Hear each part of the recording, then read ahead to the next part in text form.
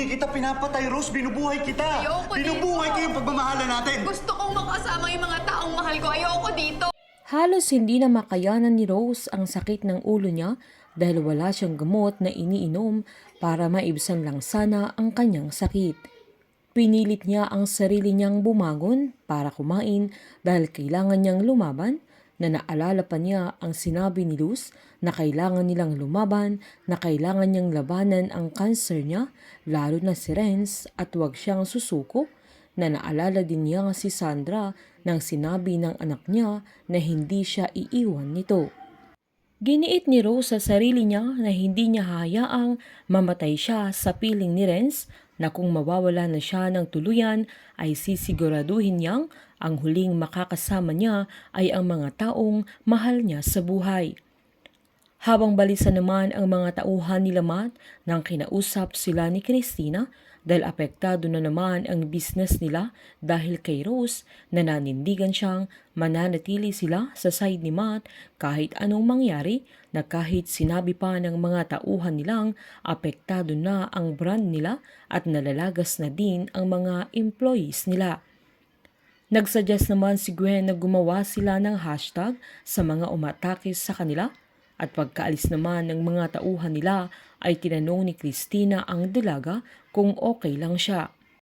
Giniit naman ni Gwen na masyado siyang nag-aalala kay Rose, na alam niyang napakabuting tao na hindi niya deserve ang mga nangyayari sa kanya sa mga sandaling yun.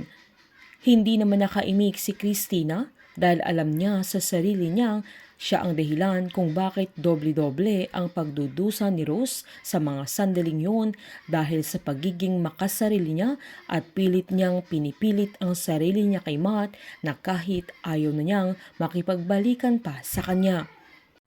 Habang alalang-alala naman sila Luz dahil nakidnap na nga si Rose, ay hindi pa naniniwala ang mga pulis na si Renz ang kumidnap sa kanya.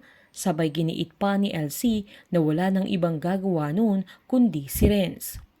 Pinaliwanag naman ni Arthur na sumusunod lang ang mga pulis sa protocol, sabay sinabi naman ni Jerry na baka dahil may kaso din si Rose na sinampa si Renz ay hindi naniniwala ang mga pulis na nakidnap siya, kaya naisip naman ni Elsie na baka ang iniisip ng mga pulis ay gumigimik lang si Rose para matakasan ang kaso niya na guilty siya sa paratang ni Renz sa kanya.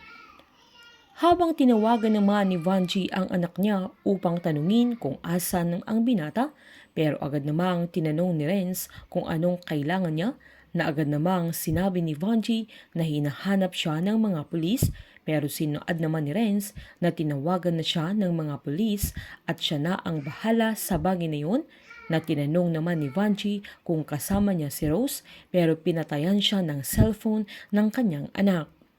Si Vanji kaya ang magiging daan para mahanap nila Matt si Rose.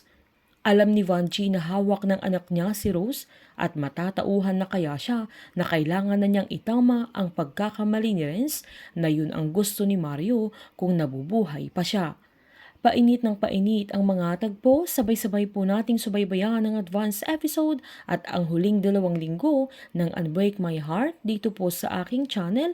Patuloy lamang pong manood at mag-subscribe para ma-update po kayo sa mga susunod na episode. Marami pong salamat.